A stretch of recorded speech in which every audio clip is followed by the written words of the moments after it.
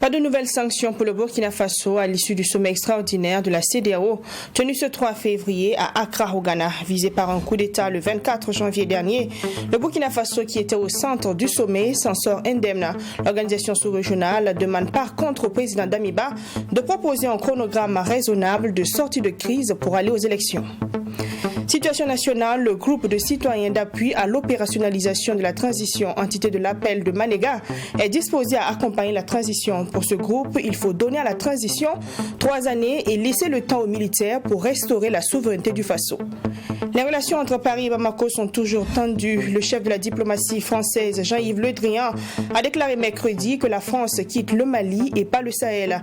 Les relations entre les deux pays stagnent depuis que Paris a jugé la junte militaire au pouvoir au Mali d'irresponsable et illégitime. Bonsoir, bienvenue à cette édition du soir sur la chaîne interactive. Le Burkina Faso est à la une du sommet extraordinaire de la Communauté économique des États de l'Afrique de l'Ouest, CEDEAO, tenu ce jeudi 3 février à Accra. À l'issue de la rencontre, le Burkina Faso a été épargné de nouvelles sanctions. En revanche, l'instance recommande toutefois au nouveau président de donner un chronogramme assez raisonnable de sortie de crise pour aller aux élections. Premier reportage ce 20h avec Sanata Seri et Salumatou Zongo. Le Burkina Faso ne compte pas de nouvelles sanctions au sortir du sommet extraordinaire des chefs d'État de la Communauté économique des États de l'Afrique de l'Ouest, CEDEAO.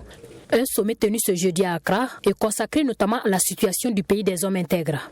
Ce sommet a été précédé par la venue à Ouagadougou des chefs d'État-major et des ministres des Affaires étrangères sous l'égide de la CEDEAO.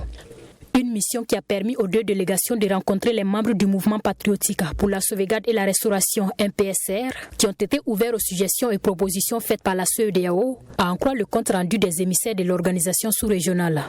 Une première bonne impression qui a certainement pesé dans la balance et évité au Burkina Faso des sanctions supplémentaires. Toutefois, il a été recommandé aux nouvelles autorités du Burkina Faso lors de ce sommet extraordinaire de trouver un chronogramme raisonnable pour un retour à l'ordre constitutionnel normal.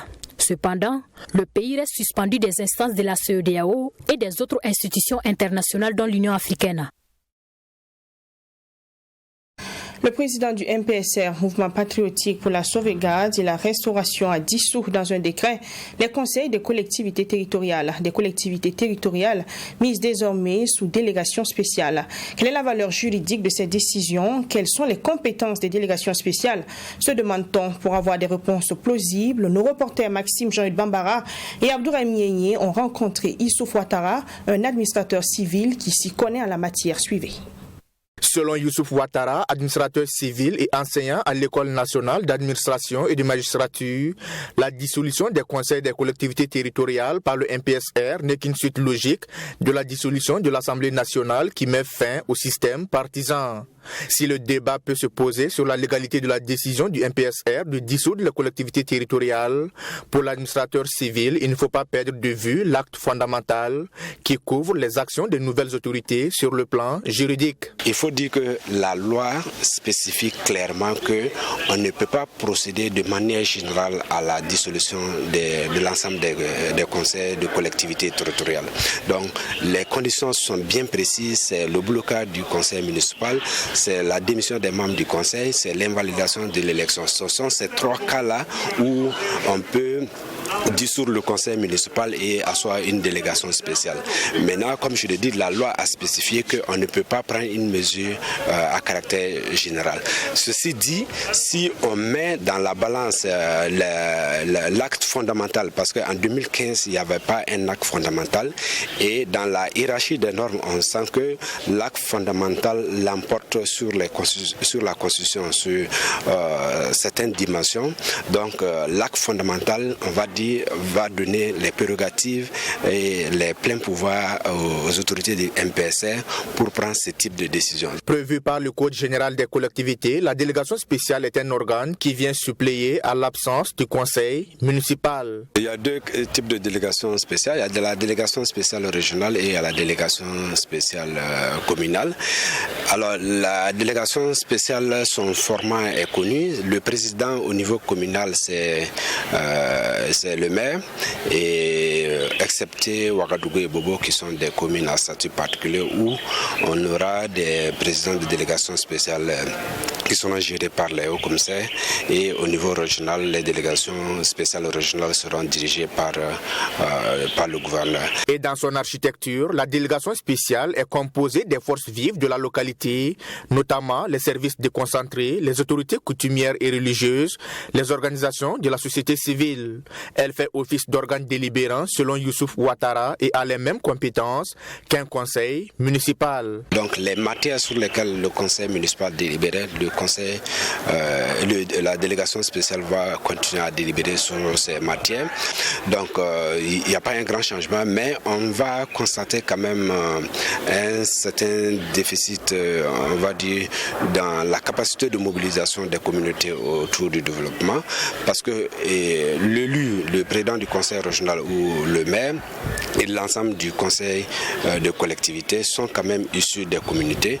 Donc en matière de capacité de mobilisation des acteurs autour des enjeux de développement, ils ont beaucoup plus d'atouts que les acteurs de la délégation spéciale. En termes de partenariat, les partenaires qui accompagnent les collectivités locales sur la base d'organes élus, de représentants de la population, donc du coup certains de ces programmes vont être caducs et on peut assister à l'arrêt de financement ou en tout cas à l'arrêt de programme ou à l'arrêt de financement pour les collectivités territoriales sur certaines dimensions. La mise en place des délégations spéciales pourrait par ailleurs être un avantage en ce sens qu'on assistera à la suppression des clivages qu'engendre le plus souvent le système partisan dans la gestion des affaires. Toute chose qui, selon l'administrateur civil Youssouf Ouattara, va créer les conditions d'une bonne gouvernance locale. Le groupe de citoyens d'appui à l'opérationnalisation de la transition entité de l'appel de Manega a organisé ce 3 février 2022 une conférence de presse sur la situation nationale. Il qualifie l'avènement du MPSR de salutaire et se dit disposé à accompagner la transition. Cette organisation invite également la communauté internationale à respecter le choix du peuple burkinabé et à soutenir les nouvelles autorités pour la sauvegarde de l'intégrité du territoire burkinabé. Abdourahim Miagne pour le point. On a proposé au moins 3 ans. Bon, d'autres ont dit 10 ans même. 3 ans, c'est le temps minimum qu'il faut accorder à la transition qui s'annonce au Burkina Faso, selon le comité de l'appel de Manega, à travers sa nouvelle entité qui est le groupe de citoyens d'appui à l'opérationnalisation de la transition. Pour Lukman Sawadogo et ses camarades, il faut éviter de tomber dans les erreurs de la transition de 2014 et donner du temps au MPSR de restaurer la souveraineté du Faso, peu importe le temps que cela prendra. Au moins 3 ans pour donner le temps à la transition, aux autorités qui sont là, de mener leur action. Et je crois que ce n'est pas beaucoup trop comme temps à accorder à la transition, au regard de nos problèmes que nous avons. Il vaut mieux faire, prendre le temps, mieux faire, que de se précipiter, surtout qu'on a une expérience de précipitation. Donc il faut faire la part des choses et laisser aux militaires la gestion intégrale de la transition et à eux d'appeler les compétences qu'ils veulent. Le groupe de citoyens d'appui à l'opérationnalisation de la transition va plus loin pour affirmer que Roch Kaboré a trahi son peuple parce que n'ayant pas tenu son engagement d'assurer la sécurité des Burkinabés. Ce coup d'État vient donc sauver les Burkinabés. Par conséquent, il invite la communauté internationale, notamment la CEDEAO, à éviter de prendre des sanctions contre le pays des hommes intègres. C'est donc à bon droit que le MPSR, en phase avec les populations, a pris ses responsabilités afin de permettre au Burkina Faso de repartir sur de nouvelles bases plus saines. Il est donc temps que la CEDEAO se mette au service des peuples. À cet effet, nous demandons que la CEDEAO prenne acte de l'avènement du MPSR au Burkina Faso avec toutes les conséquences de droit et de fait que cela comporte. Il s'agit pour cela d'accompagner le Burkina Faso dans la mise en place de la transition dont le schéma directeur sortira des concertations du MPSR avec les forces vives. Le groupe de citoyens d'appui à l'opérationnalisation de la transition est une entité de l'organisation de la société civile Appel de Manéga. L'objectif est de participer à la réussite de la transition qui s'annonce. Les responsables disent avoir déjà élaboré un schéma de transition pour sortir le pays de la situation difficile actuelle. Le mouvement des intellectuels pour le développement MID était face à la presse ce mercredi également. Dans une déclaration rendue publique, ce parti politique membre de l'ex-CEFOP dit être en phase avec le coup d'État du MPSR. Pour le responsable du MID, Aruna Kindo, son parti a tiré la sonnette d'alarme sur le modèle de gestion du Burkina Faso. Et il convient, selon le MID, de ramener la paix, la sécurité et la cohésion sociale dans un délai de 12 mois. Michael Tokré. Pour le mouvement des intellectuels pour le développement MID, se réclamant parti du peuple, de la jeunesse et de la solution, le mal du continent africain et du Burkina en particulier est simplement le choix du modèle démocratique occidental pas adapté aux réalités des populations. Le MID a toujours tiré la sonnette d'alarme sur le modèle de gestion actuel de nos États qui, en aucun cas, pourrait offrir à nos populations le minimum d'assurance dans leurs aspirations quotidiennes.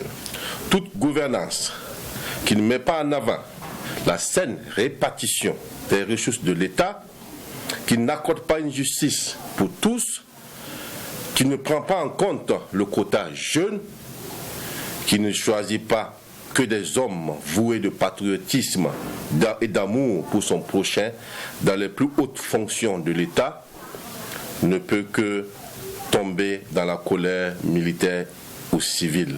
Dans sa déclaration, le MID dit avoir attiré l'attention sur le modèle incompatible de gestion et s'inscrit entièrement dans la déclaration des partis et formations politiques de l'ex-chef de file de l'opposition politique. Mais pour sa part, le MID propose ces 5 solutions au mouvement patriotique pour la sauvegarde et la restauration, le MPSR, pour un Burkina Faso bâti sur un nouveau modèle de gestion. 1. La solution des problèmes du Faso ne peut que provenir d'une révolution moderne et démocratique. 2.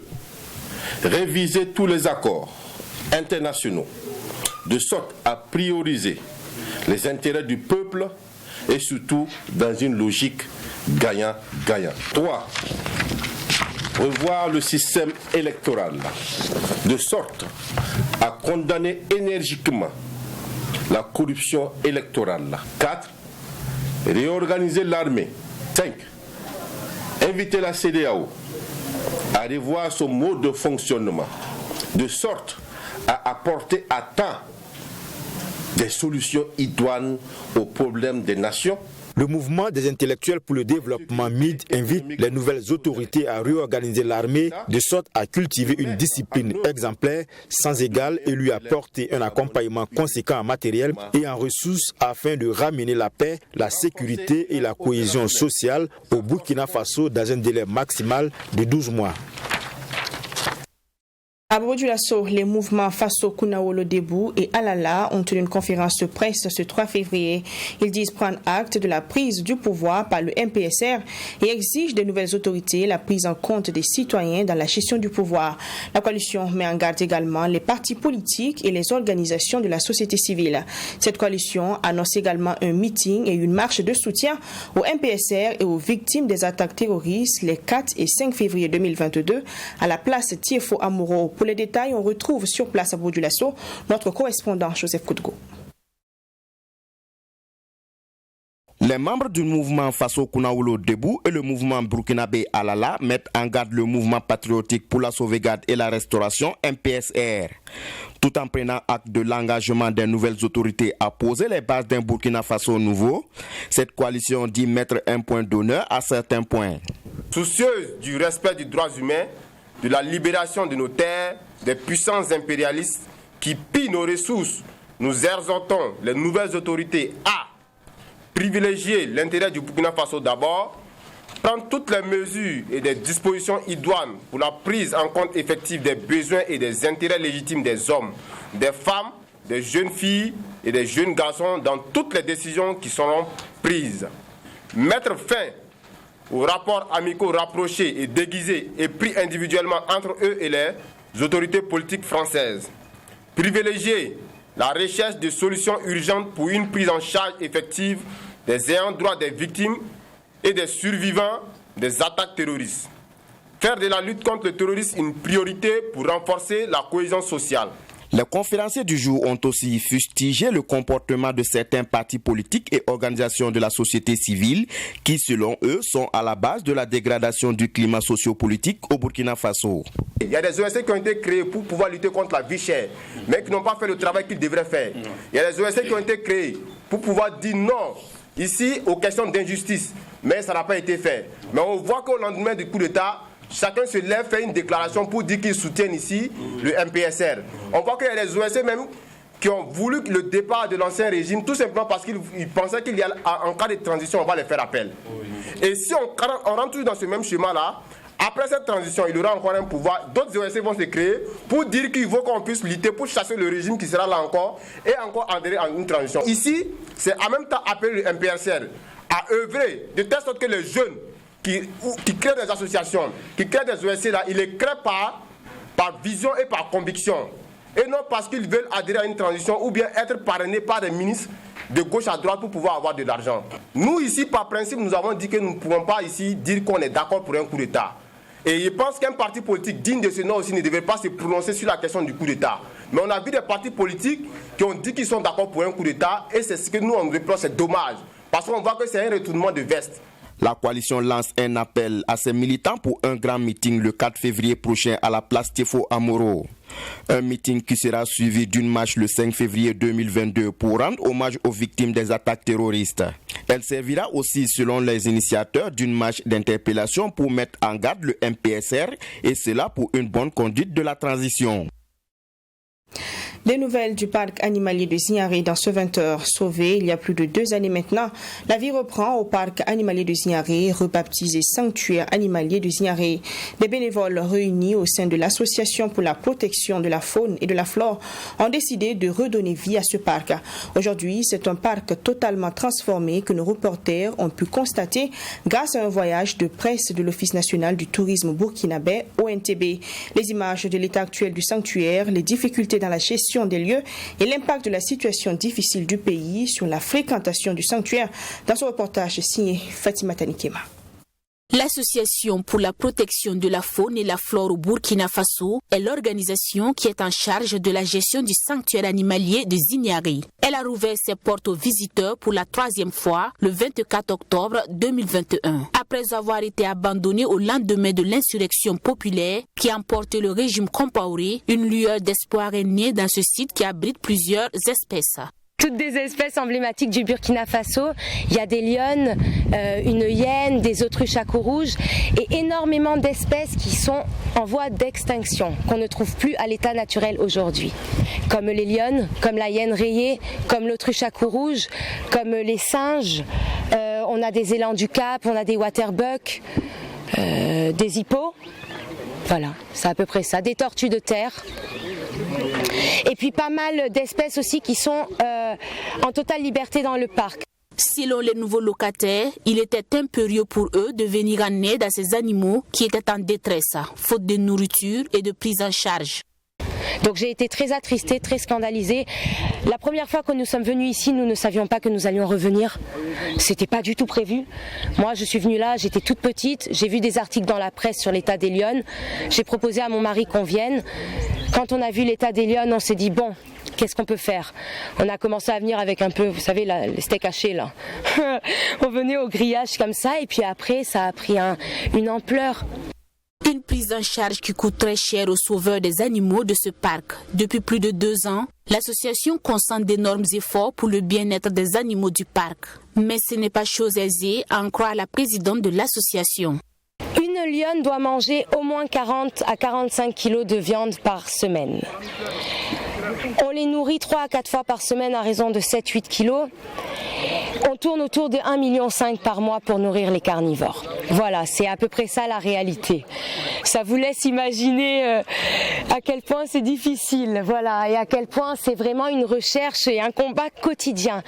Parce que si demain on n'est pas aidé, ça nous est arrivé, ça l'est plus maintenant que la population nous accompagne, mais ça nous est arrivé dans le passé, surtout quand on était fermé, d'avoir des semaines où est-ce qu'on s'est regardé, on s'est dit comment on fait la semaine prochaine, comment est-ce qu'elle mange. Fort heureusement, les nouveaux gestionnaires du sanctuaire peuvent compter sur les entrées d'argent que génèrent les visites et le soutien des personnes de bonne volonté. On a commencé sur fonds propres et au fur et à mesure, on a été accompagné par une grande communauté de personnes de tout horizon, autant au Burkina qu'à l'international. Et jusqu'à maintenant, c'est comme ça qu'on fonctionne. Il y a des âmes charitables, des âmes qui sont des personnes qui considèrent que c'est important de se battre pour l'environnement et qui décident de nous soutenir. Même si aujourd'hui la situation sécuritaire et celle sanitaire joue sur le taux de fréquentation de cet espace touristique, Shanaz Hussein se dit satisfaite des résultats engrangés. Il y a un mois, on était jusqu'à 500 personnes par week-end. Depuis peu, on varie entre 250 et 300 personnes. Ce qui est quand même bien. Et puis j'espère que ça va venir de plus en plus parce que nous aussi, on a vraiment envie de développer l'aspect récréatif ici, quoi. L'Association pour la protection de la faune et la flore au Burkina Faso ambitionne à long terme de faire du sanctuaire animalier des Ignarés un range, afin que les animaux puissent circuler librement. Mais en attendant, elle compte allier distraction et sensibilisation au profit des populations. Et cela à travers l'ouverture d'un restaurant, d'un espace de jeu pour enfants, des campagnes de reboisement et des sensibilisations sur la préservation de l'environnement. CAN Cameroun 2021, les étalons du Burkina Faso s'arrêtent aux portes de la finale dans cette 33e Coupe d'Afrique des Nations. Ils ont été tenus en échec par les Lions de la Teranga, le Sénégal. La score finale, 3-1 en faveur du Sénégal. Les étalons connaîtront leur adversaire pour le match de classement à l'issue de la confrontation Égypte-Cameroun. Retour sur la confrontation Burkina Faso-Sénégal avec notre envoyé spécial à Yaoundé, Assami Touré. Face à une junte hostile qui vient d'expulser l'ambassadeur français de Bamako, Paris et ses partenaires de la force Takuba se sont donnés jusqu'à la mi-février pour envisager son avenir au Mali. Le ministre français des Affaires étrangères Jean-Yves Le Drian a souhaité mardi que la France continue la lutte contre les groupes djihadistes au Sahel avec les autres pays de la région. La France restera-t-elle engagée militairement au Mali? Après l'expulsion de l'ambassadeur français à Bamako par la junte au pouvoir, les relations sont plus que tendues entre les deux capitales. Mercredi, le chef de la diplomatie française, Jean-Yves Le Drian, déplorait le comportement des militaires au pouvoir. Rupture politique. Et puis rupture militaire parce que de plus en plus il y a des entraves à notre fonctionnement et puis rupture aussi de ce pays et de la junte au pouvoir avec la communauté internationale, avec les Nations Unies, avec les pays voisins. L'hypothèse de rester est toujours dans votre esprit et dans l'esprit de la France? Nous consultons, nous réfléchissons et nous allons agir dans les jours qui viennent. Sur quels critères vous réfléchissez? En fonction de la force que nous avons pour combattre le terrorisme avec d'autres. Un repli militaire du Mali fait donc partie des options sur la table. Ce jeudi, l'ancien ministre français de la Défense Hervé Morin suggérait lui aussi cette option avant que ne se développe un scénario sur le modèle afghan. L'opération Barkhane doit être revue de fond en comble et il nous faut probablement nous replier sur le Niger, bâtir un modèle dans lequel nous sommes en capacité d'intervenir en cas d'urgence, a-t-il dit sur l'antenne de Public Sénat. C'est justement au Niger que se trouve la ministre française des Armées depuis mercredi. Florence Parly est sur place pour discuter de l'évolution du dispositif français au Sahel.